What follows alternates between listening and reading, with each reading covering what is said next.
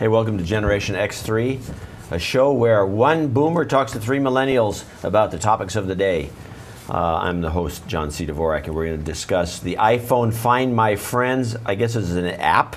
What is it? You're the one. Yeah, it was announced yesterday at the event for the new iPhone. It's basically an app that comes with a phone already. It's kind of like Find My iPhone, but this is to find your friends. So pretty much you open the app, and if your friends have this function enabled, you can see everywhere they're at. You know, I first heard of an app, not an app, but a program like this for regular phones probably 15 years ago, maybe longer, before Americans got into the smartphone game. And I always thought that this would never catch on in the United States because this seems more like stalking than it seems like anything useful. I don't. For example, I may be somewhere I don't want anyone knowing. I guess I could disable this product, but I don't like the idea of everybody always knowing where I'm at, right? But what I do like is the fact that if, let's say, I'm meeting Dorian somewhere and she's late, I can send her a temporary request, which will then show me, if she accepts it, will show me for a certain period of time where she's at, so that I don't have to keep calling her, where are you at, when are you coming, where are you at. So I do like that function. So I can't lie anymore. So that she can't say. So she can say, I no, left. I'm looking for a parking spot, and then you see she's actually at home. Yeah. Or you could probably even help guide people to places. Yeah, like, you no, can. turn That would left, be turn useful. right, go past that big rock. Yeah, you could do that. I do like the function, but there are privacy concerns about it. Now, there's going to be some apps coming out that will combine this with profiles that allow you to see people that you don't know, but they match. They're like it's like a matchmaking service. But that's Grindr. Grindr does that. Yeah. But that's just for gays, isn't it? No, now they have a blender.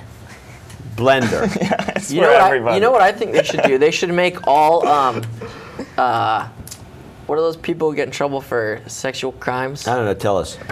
People who've committed sexual crime. Predators? Sexual predators. Yeah. All of them should have to have this Find My Sexual Predator installed they're, like, on walking their app, around the so you know street. where they all are at any Yeah. given time.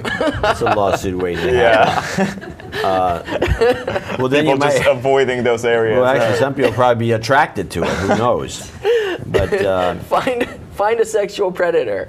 Yeah, that's the new law. so, does anybody have problems with the privacy issues that these phones and social networks and Foursquare and all these different programs open the door to? Yeah. So I uploaded some pictures on Facebook the other day, which I haven't done in a while. And it was very weird because it automatically finds people's facial features, and it would pick out 5 photos that with the same person in it and be like, is this Kevin Long? And it would be like, oh my God, yeah, it is. Like, how did the computer know that? Which made it easier for me, which I liked.